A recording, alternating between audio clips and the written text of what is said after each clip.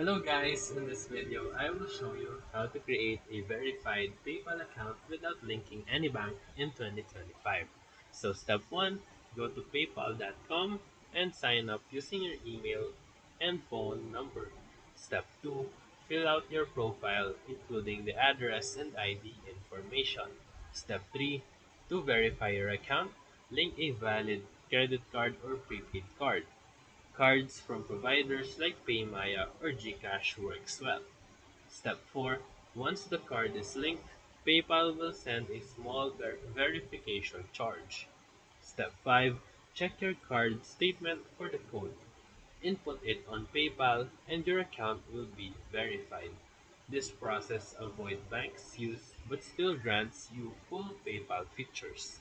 So if this video helped you, feel free to like and subscribe for more quick tutorials, reviews, and comparison videos. Thank you for watching.